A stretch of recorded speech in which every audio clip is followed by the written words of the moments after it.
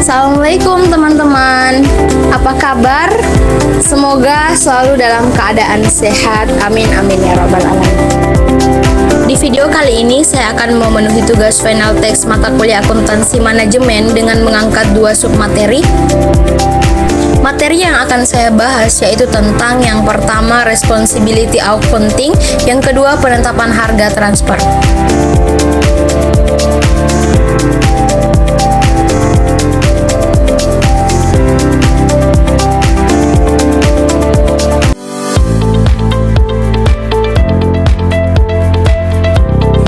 Apa sih yang dimaksud dengan responsibility accounting itu?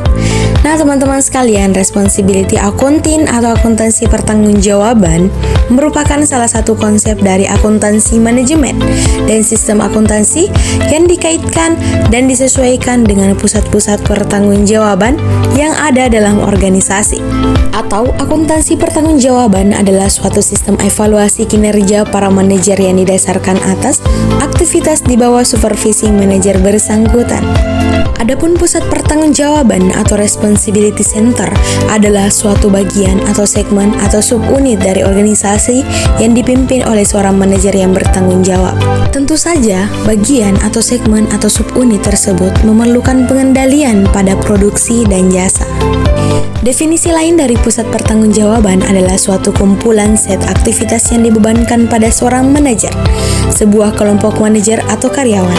Selanjutnya, tipe pusat pertanggungjawaban, di mana yang pertama pusat biaya atau pusat pertanggungjawaban yang menimbulkan biaya namun tidak secara langsung menghasilkan penjualan.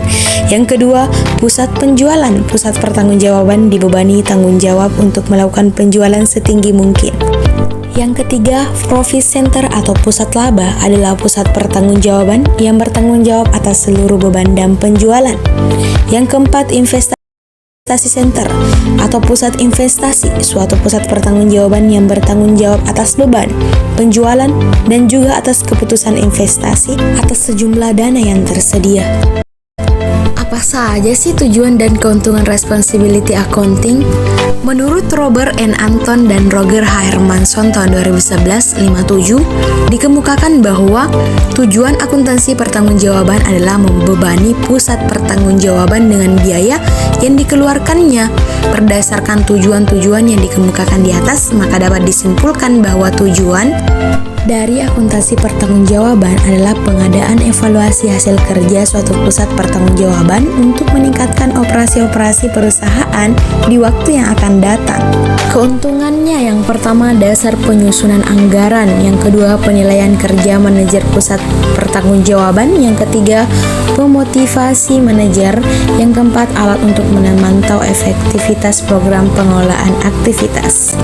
Perhitungan ROI. Secara sederhana, Return of Investment atau disingkat dengan ROI dapat didefinisikan sebagai suatu perhitungan yang memungkinkan suatu usaha untuk menentukan jumlah usaha yang diterima dari penanaman sejumlah modal yang berupa uang atau sumber daya. Contoh kasus pada perusahaan. Nah, di sini saya mengambil salah satu perusahaan, sebut saja sebagai perusahaan Fadila, ingin membeli alat yang bisa melakukan pekerjaan yang harus dilakukan oleh 6 orang pekerja manusia. Harga alat tersebut adalah sebesar 125 juta rupiah, sedang gaji yang ingin dihilangkan adalah 2.500.000 rupiah. Bila ingin menghitung ROI selama setahun, berikut perhitungannya. Gaji yang bisa dihilangkan adalah total pendapatan investasi, berarti perhitungannya adalah 6 orang dikali 2.500 dikali 12 bulan sama dengan 180 juta rupiah. Sedangkan biaya investasi adalah harga beli alat sebesar 125 juta rupiah. Sehingga ROI dihitung, ROI sama dengan 180 juta rupiah dikurangi 125 juta rupiah dibagi 125 juta rupiah dikali 100% sama dengan 44%. Kesimpulannya, tingkat ROI sebesar 44%.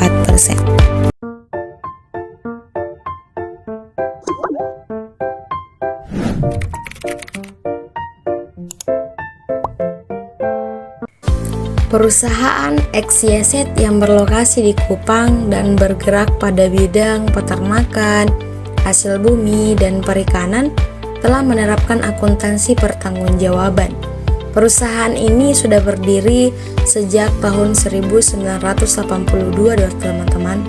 Nah, metode penelitian yang pertama ada jenis dan sumber data. Dalam penelitian ini, data yang digunakan adalah data primer. Data primer ini berupa hasil wawancara dengan direktur keuangan. Pada penelitian ini, kita akan membahas yaitu tentang mengetahui penyebab dan dampak implementasi akuntansi pertanggungjawaban pada perusahaan XYZ ini. Dan kedua, metode pengumpulan data. Dalam penelitian ini, penulis menggunakan metode descriptive analysis.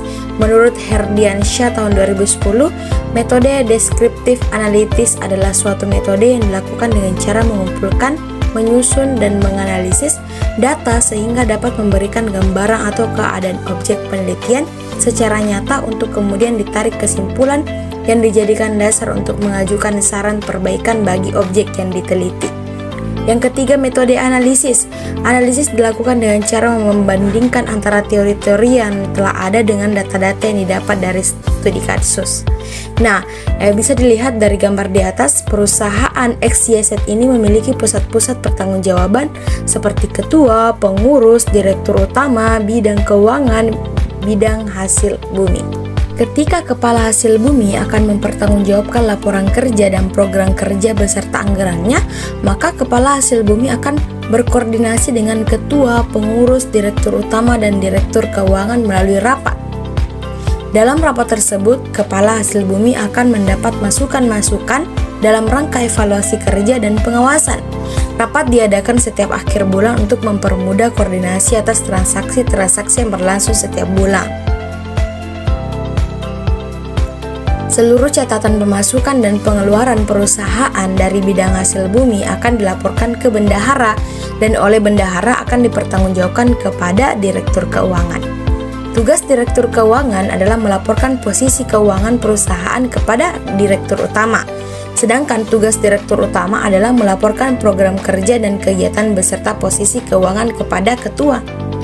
Nah, hasil dari penelitian yaitu tentang penyebab dan dampak implementasi akuntansi pertanggungjawaban melalui pusat pertanggungjawaban pada perusahaan XYZ tahun 2010-2014 sebagai berikut. Yang pertama, pusat pertanggungjawaban bagian hasil bumi atau pusat laba. Target yang ingin dicapai mengalami kenaikan laba setiap tahun.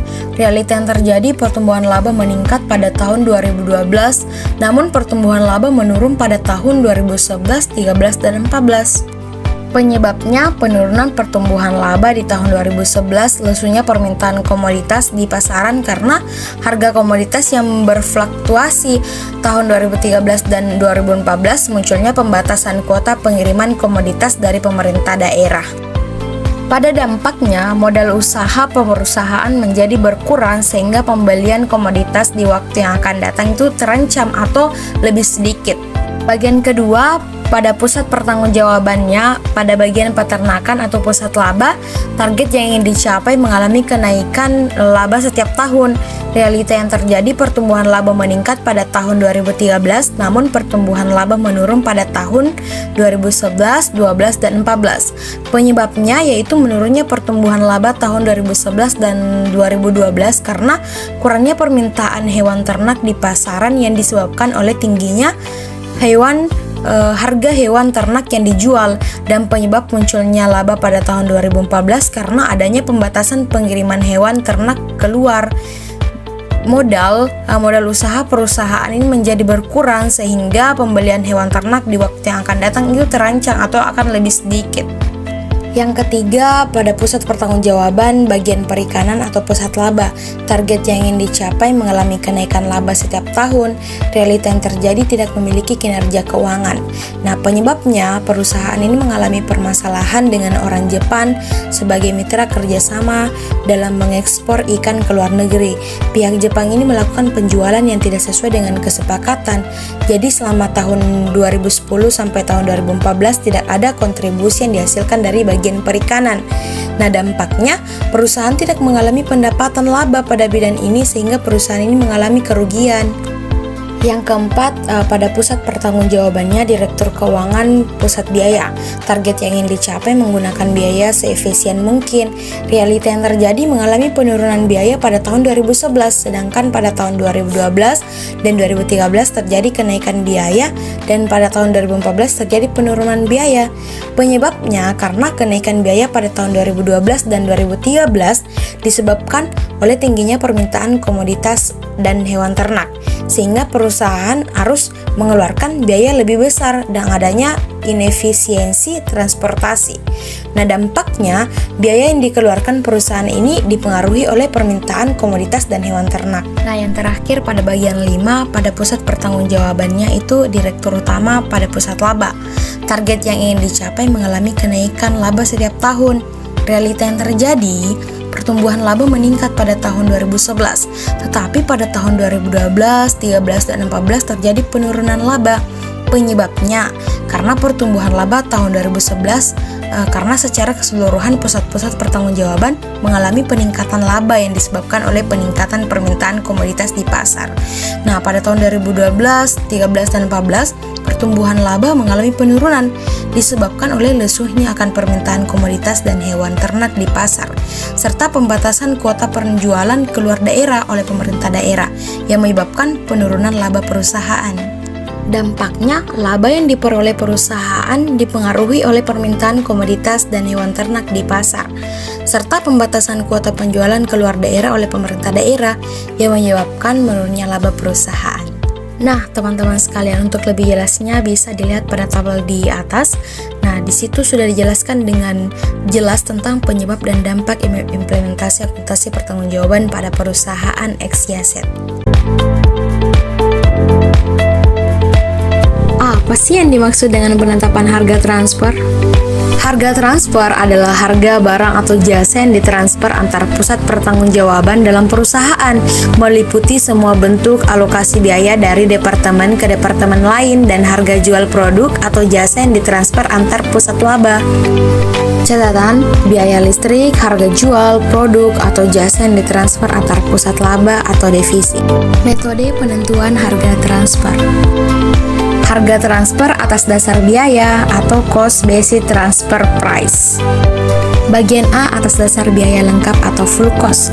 Biaya yang dipakai sebagai dasar transfer adalah semua biaya untuk menghasilkan produk atau jasa sumber daya dalam keadaan siap untuk ditransfer, atau full cost, biaya tetap plus biaya variabel.